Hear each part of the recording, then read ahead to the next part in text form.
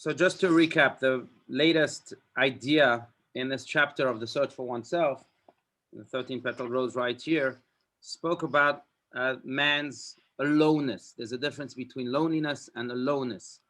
Loneliness is just a state of mind in which we feel like we're lonely and we really have no company. And we can develop this idea, but I would rather develop the second idea, which is the idea of aloneness, which is really what he's speaking about, is when the man comes to the realization that he is alone in this world in a good way, alone because he is unique. And that uniqueness is something that only he or she can actualize. No one else can do the job for them. That aloneness, I would say, is the realization of why you are born. You know, I think it was Mark Twain, we mentioned that in the book club, Mark Twain, who mentioned that man is born twice. First time is through the womb of his mother. The second time is when he or she realizes why they were born. And that's the second birth of man. But in a way, that aloneness is what really creates this awareness of the reason for which we were born. And then we can truly be alone by being unique and by actualizing that uniqueness. And that was really the biggest, or the big idea that was communicated here in Rabbi Steinsaltz's words, the bottom of page 107. So we'll continue here on page 108. Again, in this book, it's page 108. Does anyone have another edition? Okay, so everyone has the same edition today. Good. All right, so 108, let's continue at the top of this page. Now, does anyone want to read? Man may thus deepen his inner essence. Those are the words. I'll read, Rabbi. Yes, please, Barry, go for it. Thank you. Man may thus deepen his inner essence in his solitariness, making it something quite separate and special, adding new powers and talents, new ways of seeing things, sometimes also a deepening of thought, and sometimes nobility of spirit. Yet very often it seems that the basic point, the self, is touched. Even though the more a person grows, the more the problem of the self should also grow. So it is that a certain depth is added to the solitary person. He finds a whole world of inner treasures and spiritual powers. These can occupy the mind and give one the feeling of connection with things, even if only for a time. But ultimately, the things that such a person attempts to cling to as moorings, as fixed points, are over and over again revealed as delusory. It is not that the real points do not exist in the world, but rather that they are not permanent. A man cannot build on them and relate to them as to something fixed and definite, because in the long run, all these points, both in the external space and in the interior depth, only refer in turn to one focal point, to that very self which has no anchor at all. Right, and I think that those words, I mean, are very profound, and we can speak about them for days and weeks and months. But I think if I had to encapsulate them, I would go back to what we said in the previous class, that the word for aloneness, which is the theme here, the word for aloneness in Hebrew is levad. Levad in Hebrew is really a combination of two words, lev, dalet, which means the heart of God. And the only way, therefore, the deepest self can be defined is in the sense that the deeper self is divine, is the heart of God. Now, because it is divine, it creates almost an impossibility in man. What's that impossibility? That we have to, on the one hand, man is asked to connect to himself. On the other hand, man cannot connect to himself, to his full self, because that full self is divine and therefore limitless and therefore infinite. And we can't box that self. See, if my deeper self was, let's say, kindness, okay, a noble virtue, I can somehow define what kindness is. I can also even define the actualization of this kindness. Say I would then make a plan to give charity every day and to be kind to every person that I meet. And that's great, good. But kindness is definable, and therefore it will be much easier to be myself. But if I say that myself is divine, then by the actual definition of divinity, then that definition is undefinable. Is there such a word? Can't be defined, undefinable, because it's limitless. Because God is kind, but God is also just. God is compassionate, but God is also, you know, a ruler who controls the world. And therefore, the more I dig into myself and the more I realize that I'm defined, the harder it is to be my full self. I can be facets of myself. I can actualize certain segments of God, but I'll never be able to truly be my entire self. And that, I think, is really the biggest difficulty in living, in existing altogether. That on the one hand, yes, we can be divine in certain ways, but we can't be fully divine, because that would mean that we would box ourselves into some boxes, which is impossible by the definition of what divine really means. So that's a big idea, and I hope I was clear. But I just want to use the example of Rabbi Steinsaltz himself, since he's the author of this book. But I remember asking Rabbi Steinsaltz a question that, you know, looking back at it, was what I would call a chutzpahdik question, a question which is full of chutzpah. And I asked him, Rabbi Steinsaltz, how do you define yourself? Because if you look at how people define you in all sorts of biographies that are published on you on the web and you know, newspapers and magazines and books, etc., then you find different hats, then you find different definitions. There's Rabbi Steinsaltz, the author of books. There's Rabbi Steinsaltz, the thinker. There's Rabbi Steinsaltz, the teacher, right? There's Rabbi Steinsaltz, the this, the that. So how do you define yourself? What hat do you relate to the most? Who are you at the core? And Rabbi Steinsaltz replied to me that one time he said, the hat I like the most is the teacher out of all of them.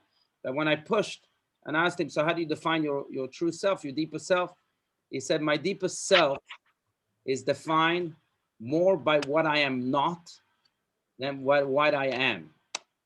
Because the what I am is really undefinable, blik vul, limitless, in his words. So in a way, I would apply this answer to the self. The self is defined maybe more by what it is not than by what it is. I know it's a profound idea, but I also think that it can bring a lot of peace and maybe even tranquility to our minds, knowing that the definition of the self is undefinable, that the actualization of the self is possible to a certain limit. And I think it can bring a lot of peace and tranquility, or maybe even serenity, to a human being, because sometimes we try to be more than, we try to chew on more than what we can eat, right? What's the expression? We try to do, and and it creates all sorts of you know, beating ourselves down, of all sorts of feelings of guilt. And here, Rabbi Steinsaltz indirectly, of course, tells you, well, it's fine, because no one can really actualize the full self. So just actualize a part of yourself, and then work tomorrow on another part of yourself, the next day on another part of yourself. But to actualize your full self, don't beat yourself down if you don't do that, because it's essentially impossible. I think that's really what this paragraph here comes to teach us. I want to open this up, really. Please feel free, as we always do, to speak your mind and share any ideas, disagreements. Anything. So when you say, that's Barry. When you say yourself, are you talking about the balance between the different sifrot? That, for instance, I may be a person who manifests less chesed than I would like to manifest. So therefore, I tend to focus more on trying to do more of that, but don't know that I ever reached the level of Tiferet. So, I mean, I guess that's the battle that I keep having, is trying to figure out just a modicum of balance so that I could define that I'm moving in the right path. Right. I don't know if that makes any sense, but yeah. No, it does make sense. Yes, I think that I think what this big idea, and maybe this will touch upon what you're saying, Barry, but this big idea that the deepest self can really never be fully actualized should propel the person to maybe leave the deeper self a little bit and only focus on segments of that deeper self, because those can be actualized. And each time again, take a different segment of the self and go along with it. So if a segment of myself is to be kind, then let me see how I can at least actualize that segment of myself and be kind, even if it's hard for me. And tomorrow I'll work on something else, or maybe I'll incorporate something else in that kindness and continue on with the kindness and that's something else. So going back to what you were saying, Barry, that one way to find that harmony is to not focus just on one facet, but to try to focus on as many facets as possible of the self, knowing that these can be actualized and ought to be actualized, even though, again, the deeper self will never be able to be actualized. I think, yeah, that's what I would say. Important that we are not we are not what we own. We are not what we do. It's important that we take those out of that equation. Right. When we try to define the self, I don't know. Yeah, we are not what we own, certainly. We are not what we do. We are a little bit what we do. I would say that we are. I mean, our actions make us who we are in many ways. So I let me take the do, change it. Yeah. Because I'm president of a large corporation, that's not who I am. Right. Okay, fine. So we are not our titles. We are not our title. That's right. Very good. Well, our titles on paper, right? But you're right. You're right. So I think this massive idea that Rabbi Steinsaltz dropped here like a bomb in this paragraph, that the deepest self is not definable, leads us to two conclusions. One that is very soothing, at least to me, as I was saying, and one that is also very demanding. It's almost a contradiction, but still, I think they carry these two messages so beautifully. The message that is soothing is that don't worry if you can't actualize your full self. Don't worry if at some point in your life you look back and you say, wow, I wasn't myself. That's fine. No one can be their full selves. So that's one big idea. But the other idea that stems from these words is that don't also lock yourself into all sorts of titles or into all sorts of boxes. Because if you can't actualize yourself and you can't define that, the full self again, if you can't define that full self, so then drop those titles. Drop the president of or the CEO of this corporation. Drop Orthodox and Reform and Conservative. Drop whatever other labels exist out there. We should drop them all. Because again, we're way beyond that. So I think those are the two big messages from this bomb. But it's important. It's really important in order for us to continue to grow and continue to at least actualize what can be actualized. Rabbi, I have a question. Yes, Gila. Is there anyone that you can think of, any of our avot or imaot, any person, Avraham, Moshe, that you can point to who we saw the struggle, we saw their struggle during their lifetime. They lived, again, a finite number of years, achieving the highest level that you think, because they were human, the highest level, ascending to whatever heights they could to actualize themselves, clearly for the benefit of the Jewish people. And that's sort of for the benefit of whom do we actualize ourselves and do we know ourselves? So is there anyone or any few, or what can you say to that? Right. I don't know. That's an excellent question. Is there any even model in Jewish history that we can look up to beyond the Torah, right? Like among the prophets, among the sages, Mishnaic, Talmudic sages, and so on. I really don't know. I'm too small to be able to really understand these big people. But I will say that I think that no, there is no model, because these models are still, even after their death, are actualizing themselves. You know, there's a great line in the Talmud that says that tzaddikim ein lahem menucha lo ba'olam hazeh v'lo ba'olam haba, that the righteous have no rest, not in this world and not in the world to come. Why not in the world to come? Shouldn't they be at peace finally? I mean, they worked so hard in this world. And the answer is because they are wholesome, because they are tzaddikim, because they are righteous. So they try to be, they occupy themselves all the time with actualizing their divinity, their righteousness. And to actualize your divinity and your righteousness, you can do that also from the upper world. You don't just, you don't do that just in this world. You can do that from the upper world.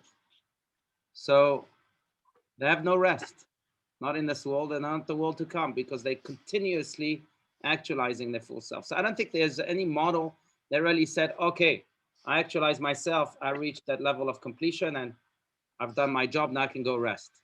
Because I think part of the fact that this, part of the idea that the self is infinite also means that the self has no time limit. The actualization of the self has no time limit. It's an ongoing effort, not just in this world, but also in the world to come. That's what divinity means. The divinity is not limited by this world. It's limitless. And therefore, divinity can also exist. And the calling of divinity, the actualization of divinity, can also exist in the world to come. It's not defined by space or time. Yeah. Rabbi? Yes, Joyce. With what Gila just asked and you're saying, I'm thinking of how, and the divinity is limitless. Wouldn't it seems to me that would be Hashem's goal, is not to have it defined. Right. Because if we defined it, then we'd stop growing. Yeah. Everybody would want to be one way, right. As opposed to his infinite, his love for us, right. To continue to grow and change and develop in a way that is not definable. Right. No, very well said. That's what I'm thinking. Right. Very, very well said. And I think that that's exactly what Rabbi Steinsaltz is saying here in these words, that the self is undefinable, and therefore the actualization of the self is undefinable, and therefore also can never be completed. And if it can never be completed, it means that we have to grow all the time, each and every day. You know, Rabbi Steinsaltz completed his entire commentary on the Talmud in the year November of 2010. It was a 45-year project, translating the entire Talmud and adding his own commentary to it. Now, I think any human being, after working on a project for 45 years and making that project their magnum opus, as they say, and they go ahead and retire, right? I mean, that's it. I've contributed to society. Goodbye. And so in November 2010, after he completed this magnum opus, they asked Rabbi Steinsaltz, what are you going to do now? You going on vacation? Are you going to retire? What's your plan? And Rabbi Steinsaltz says, no, I have enough work for the next 180 years. And then he added, and after these 180 years, I'm sure I have more work after that too. Now, by the way, it was true. You know, retrospectively, we can see from November 2010 until his passing, literally, Rabbi Steinsaltz continued to publish his commentaries beyond books and the educational institutions that he had, etc. He continued to publish his commentaries on the Tanakh, on the Bible, and then on the Mishnah, on Maimonides, and other books too. He never stopped, because I think Rabbi Steinsaltz is not just giving lip service here to by saying what he's saying, but he really lived that, and it's certainly a model, not maybe for the actualization of the full self, because that's impossible, as mentioned, Gila, but it's certainly a model for what Joyce you're saying, for what it means to truly grow, what it means to truly dedicate ourselves to the self that constantly wants us to grow and to never box ourselves into this sense of, okay, we've done what we could, we've completed our mission. Right. Rabbi, I apologize. One more quick question. Sure. Did Rabbi, you were so close and still are to Rabbi Steinsaltz. Did he ever share with you some words? You know, he was getting older. He was, you know, tenaciously fighting to continue his work, his holy work. But clearly everyone thinks about mortality. Yeah. People don't think about it till they're a little bit older, but eventually we all do. Did he ever share with you, taking it really literally, the divine concept of his soul when he's no longer physically present in his body on this earth? No. The answer is no. I don't think he spoke about the afterlife, his personal afterlife at least. Certainly not to me. Even though, good question. Even though I will say that I remember that when he completed the Talmud, I was at a big event in New York where they honored him, and he hated those events. That I remember very clearly. You know, there were things that he despised, but that was like when people gave him honor, he despised that too. But I remember that he spoke about how he would want to look back at life and at least say to himself, I hope it didn't go to vain. What I did was not for vain, in his words, for vain and for nothing. And then he somehow had, as a side comment, I have the transcript somewhere, but as a side comment, he did speak a little bit about the afterlife, and he turned to the crowd jokingly, but it wasn't a joke, saying that I know that I demand a lot from people, and don't think that when I die, it will stop. Demand from me a lot. So I think that was the incident or the time I could recall when he did speak about the afterlife. And it's true. I mean, I think the righteous demand from us all the time, whether they're alive or not, even just through their models. When we look at, I think what they all have in common, you spoke about the biblical figures, but I think what all great people have in common is that when you look at them, you're inspired to live a life like theirs, which is a life that does not have a destination to it. A life that really embodies growth, infinite growth. And that certainly was the life of Rabbi Steinsaltz, yeah. Yeah. And it's interesting, but in that context, I recall, and I'll share something very personal, but I really, with Hashem's divine providence, I was in Israel a week before his stroke that debilitated his speech, and then eventually led also to his passing. But I was in Israel just a week before that, and I had the privilege of sitting with him late at night. And I remember, I may have shared this before, but I remember that I walked into his office, and I would ask, and as always, I asked him, so, Rabbi Adin, ma nishma, Rabbi Steinsaltz, how are you? And almost every time when I asked him that question, he would dismiss it. And he hated small talk. And he would say, okay, get to the point. Ma nishma, what I'm going to say, I'm good, and then we're going to move on. You really want to hear ma nishma? So that's what he would do most of the time. But the last time I asked him ma nishma before his stroke was that had a whole different answer. And his reply then really shocked me. And he said, I don't want to turn like Menachem Begin. I said, what do you mean? He said, look, I knew Menachem Begin very well. He had a personal relationship with Menachem Begin, the Prime Minister of Israel and the head of the Etzel, etc.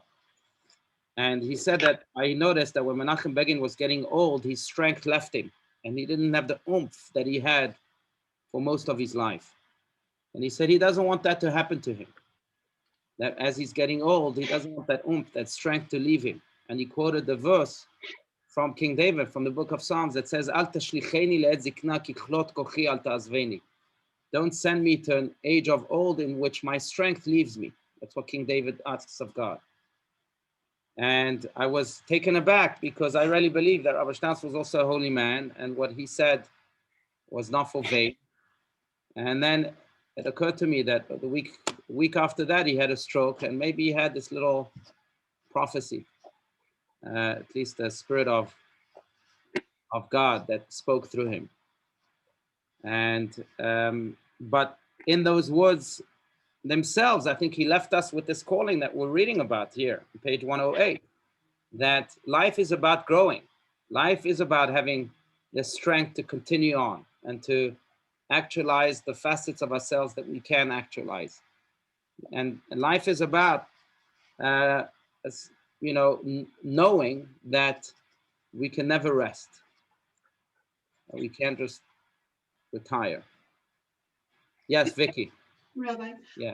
this whole portion is about how we relate to the self in our world today. And I mean, I hear this. Again, there's really no anchor for us because the anchor is not here, it's divine.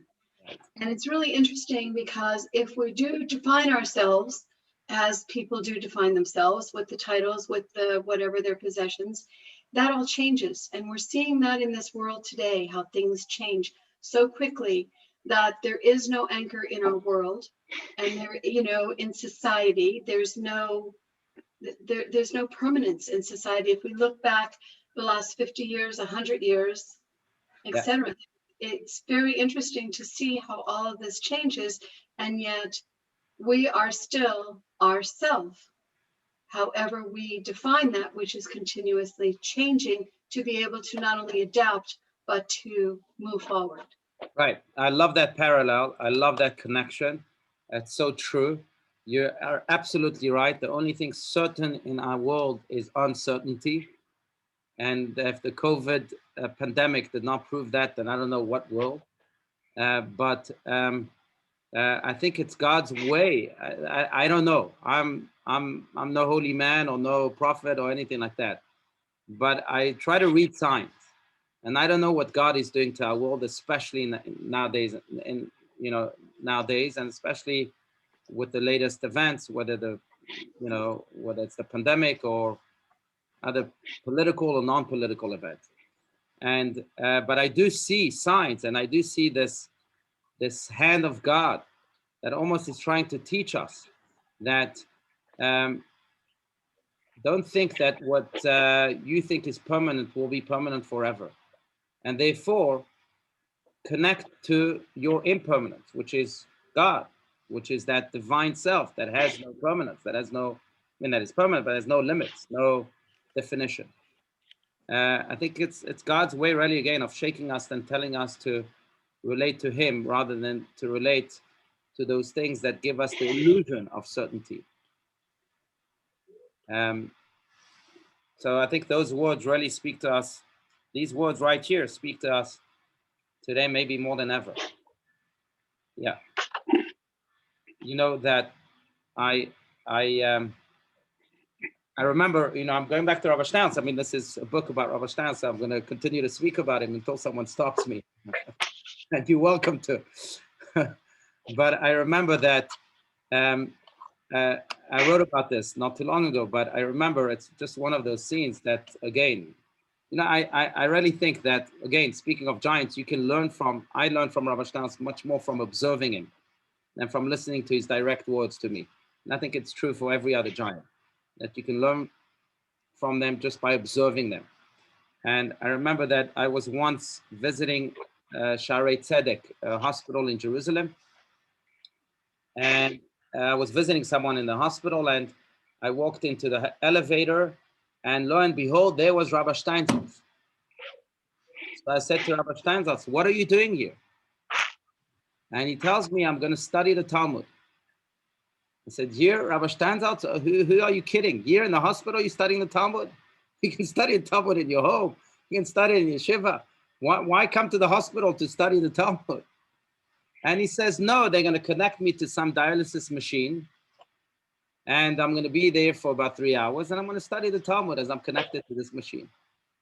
And then I learned that he had the Gaucher disease, which is apparently an Ashkenazi Jewish disease, and which he had to be connected to this machine every single month for about 3 hours. And I said to myself, wow, it's just amazing to me. If I was in his shoes, I would have answered the question of what am I doing in the hospital? I'm sick. I have this disease, so I'm going to be connected to a machine. Rabbi Steinsaltz didn't view his disease as something that can define him. He didn't view his monthly visits to the hospital as something that limited him. No, he studies the Talmud at home. He can study the Talmud in the hospital. He's just continuing his work of connecting to the infinite. And yes, he has to be in the hospital. Fine, so he'll do what he needs to do. But that's not what's going to define him. And in a way, I think that's the lesson that we're speaking about right here. That the only thing that really can be defined is our connection with God. Yes, there are things that limit us. There are things that seem permanent, like this monthly visit to the hospital in order to connect yourself to the machine. But that's not, we have the choice. We can be Rabbi Steinsaltz, or we can be Pinchas Allouche, who wouldn't have thought that way. You can say, I'm connected to God wherever I am, or the world does limit me, and when it's convenient, I'll be connected to God. Otherwise, this world is overcoming me. That's the real question. And Rabbi Steinsaltz here, through the definition of the self, which is really undefinable, as mentioned, then he's teaching us in a way, maybe indirectly, that we are divine, and therefore dare we not limit ourselves by the challenges that we face or anything else. So your two examples of the rabbi really define everything, which is our self is not our body, because you talked about the fact he doesn't like acolytes. He didn't like, I mean, all of us love to be the center of attention. There's not a question. Makes you feel good about yourself. Oh, you know, that kind of thing. So, and he didn't like that. And then when he was sick, he didn't want the sympathy. He didn't want attention drawn on him, because that would take your attention away from what you're supposed to be doing and what you're supposed to be actually feeling, which is the self, which is the godliness. So your two examples in this hour-long discussion are excellent. And it's very rare that you have that, because when you are sick, it's really nice to have company, or to, you know, you want to feel a little sorry for yourself, just a little bit, you know. Of course, that gets old, but it's interesting. Right. And there's nothing wrong with that. But like you said, I think you don't want it to take away from that which needs to be done at the end of the day, the mission that needs to be accomplished. That's right. You don't want it to take away who you are, because that does not define who you are, which gets right back to what you were saying. Right. No, very good. That's right. Yeah. Yeah.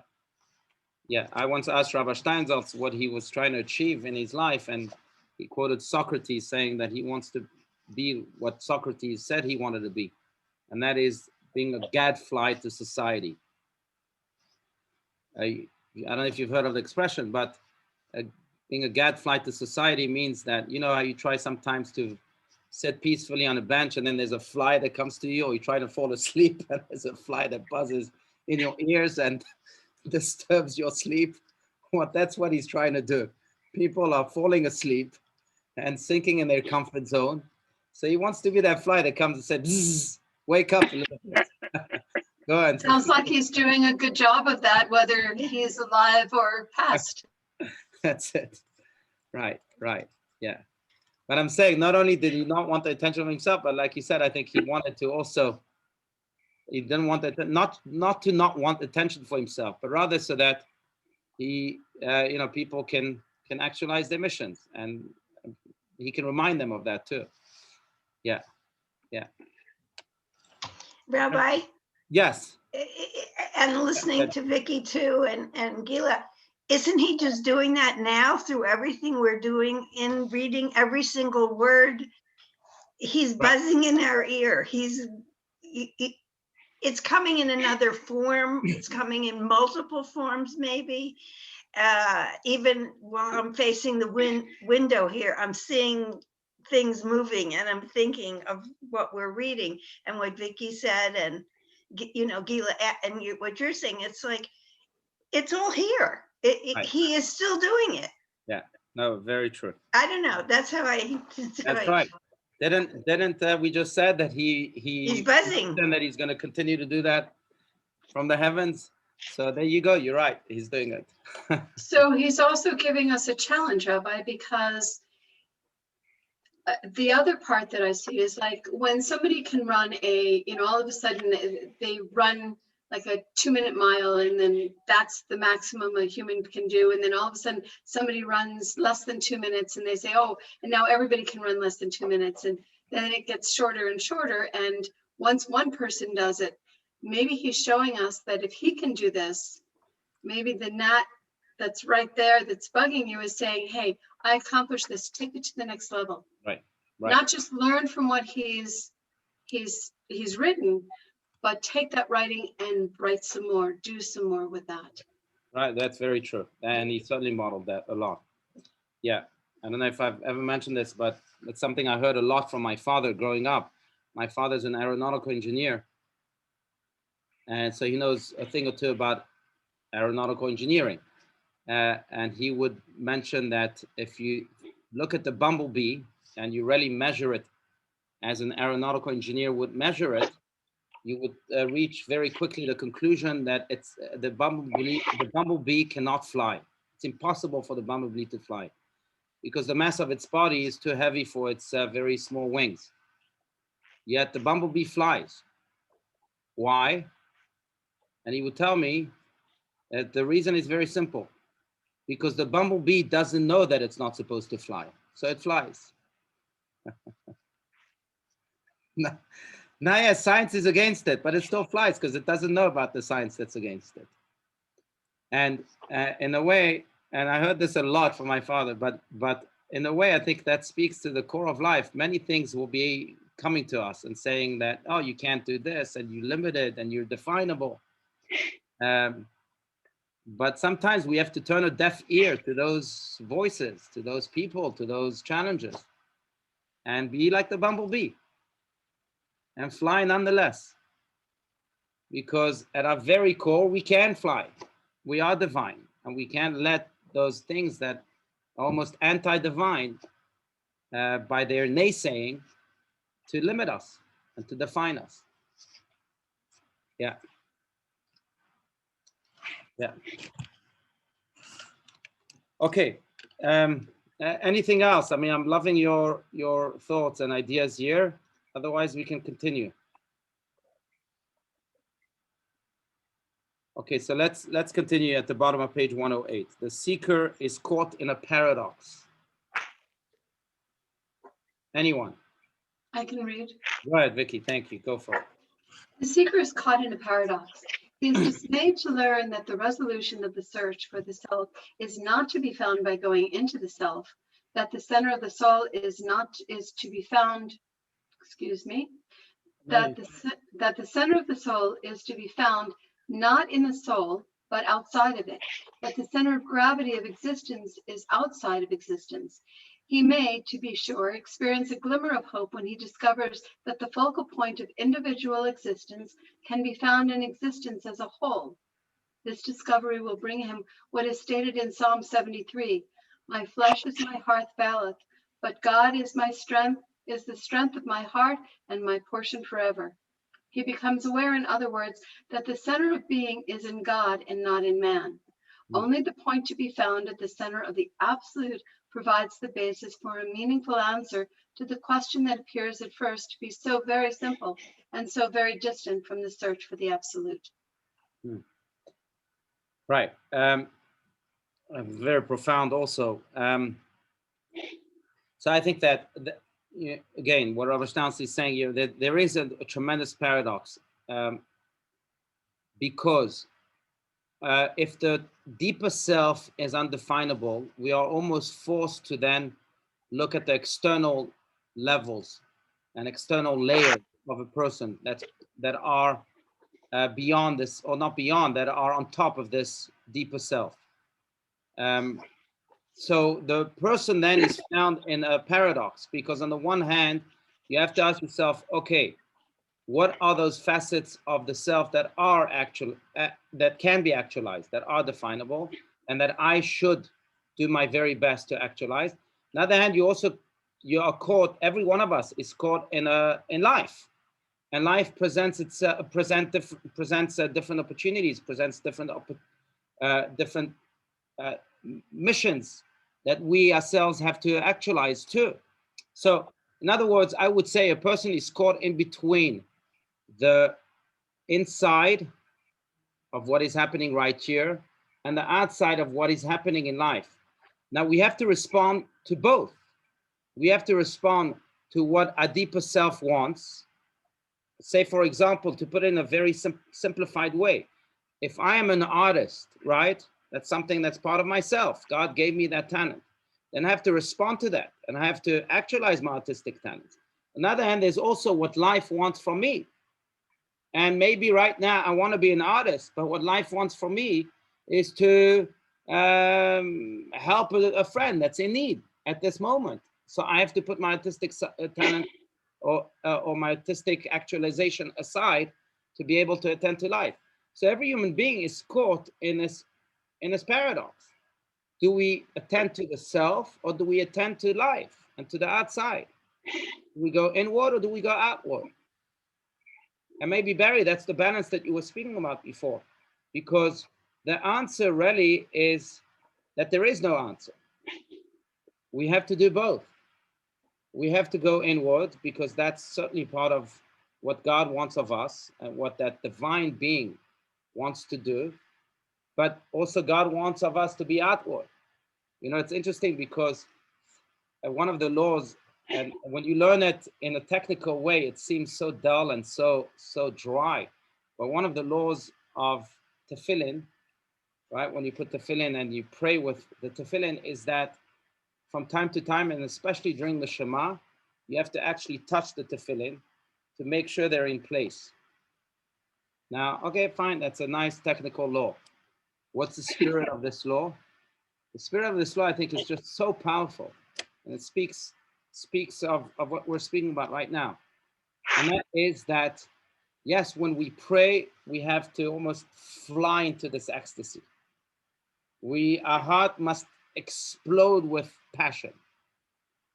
But that movement upward towards the heavens might make us forget our mission here on earth.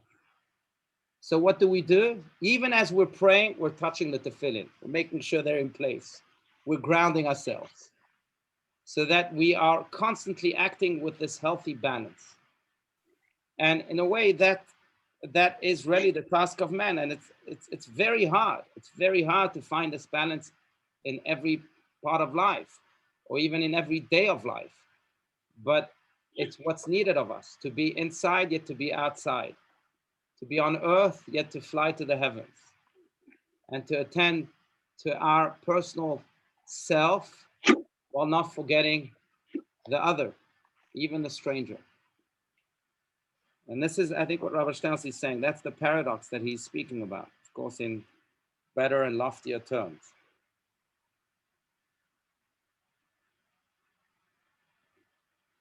And it also, I think, emphasizes this idea that God is not only here, but God is there too, speaking to us through the world.